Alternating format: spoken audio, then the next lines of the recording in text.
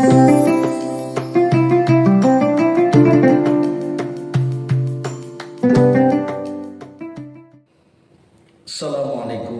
warahmatullahi wabarakatuh.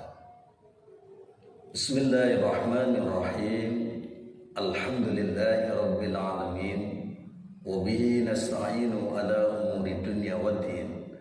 Wassalatu wassalamu ala asrafil anbiya wal mursalin, Sayyidina wa maulana Muhammadin wa ala alihi wa sahbihi ajma'in. Qala Allah ta'ala fi kitabil karim, A'udzu billahi minasyaitonir rajim.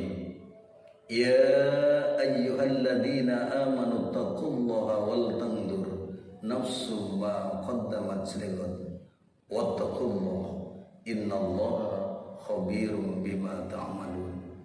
Al-ayah amma ba'du.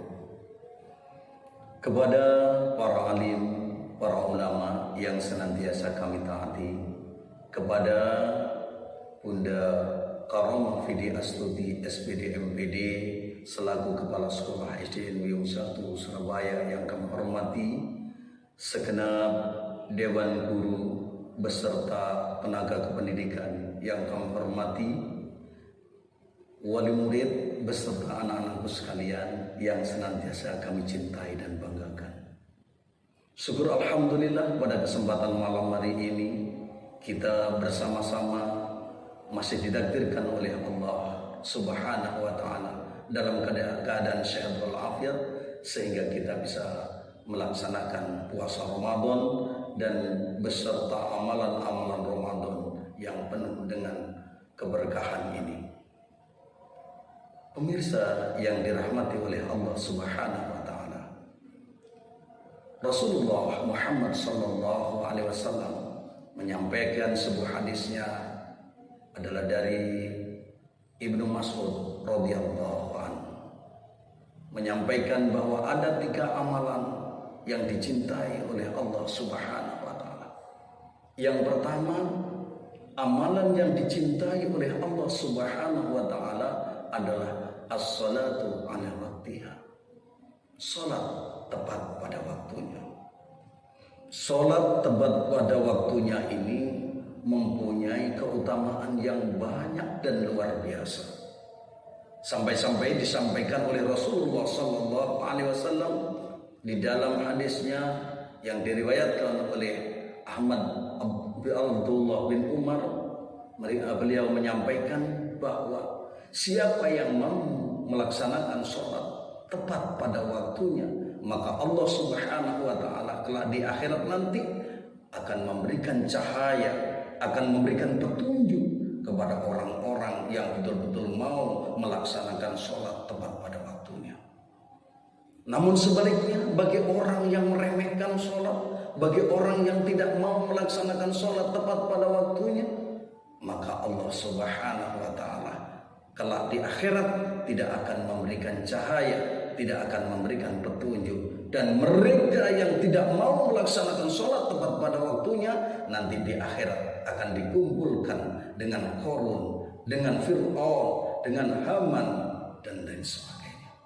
Oleh karena itu, semoga kita bisa melaksanakan sholat tepat pada waktunya. Kemudian yang kedua, amalan yang dicintai oleh Allah Subhanahu wa ta'ala adalah berbakti kepada kedua orang tua.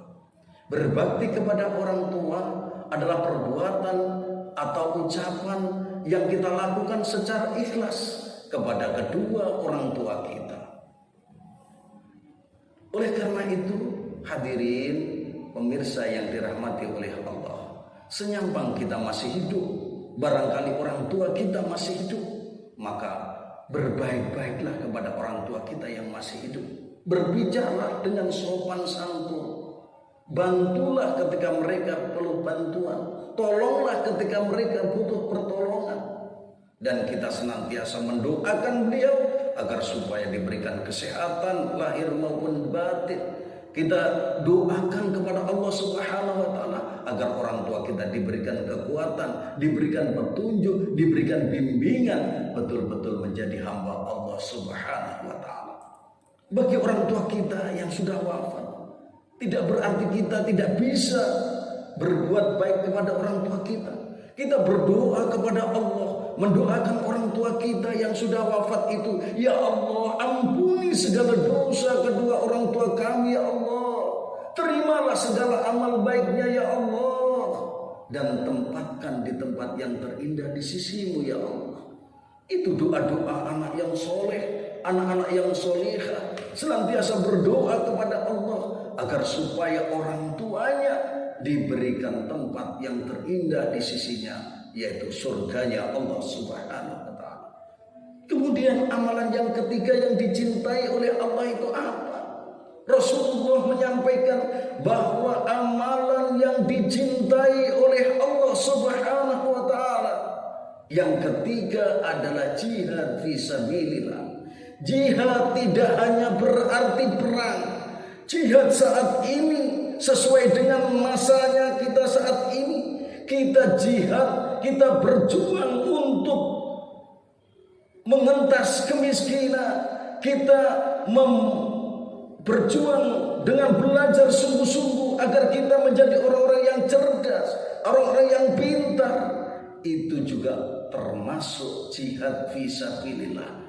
Kita belajar dengan sungguh-sungguh dalam rangka untuk mengisi kemerdekaan ini, mengisi agar supaya negara dan bangsa kita ini menjadi negara yang maju, menjadi negara yang betul-betul kita cintai, dan masa depannya adalah tergantung kepada kita semuanya, khususnya anak-anak kita sebagai generasi muda. Ayo kita belajar sungguh-sungguh, kita hapus kebodohan, kita hapus kemiskinan, agar betul-betul kita menjadi manusia-manusia yang mau berjuang dalam rangka untuk kemajuan pribadi kita, kemajuan untuk keluarga kita, kemajuan untuk masyarakat kita. Semoga negara kita menjadi negara yang baldatun thayyibatun wa rabbun ghafur. Amin. Mudah-mudahan kita semuanya diberikan kekuatan oleh Allah bisa melaksanakan yang pertama, sholat tepat pada waktunya. Kemudian yang kedua, kita bisa birrul walidain, berbakti kepada orang tua. Dan yang ketiga adalah jihad fisabilillah. Amin, amin ya rabbal alamin. Terima kasih. Mohon maaf atas segala kekurangan. Terima kasih atas segala perhatian. Wassalamualaikum warahmatullahi wabarakatuh.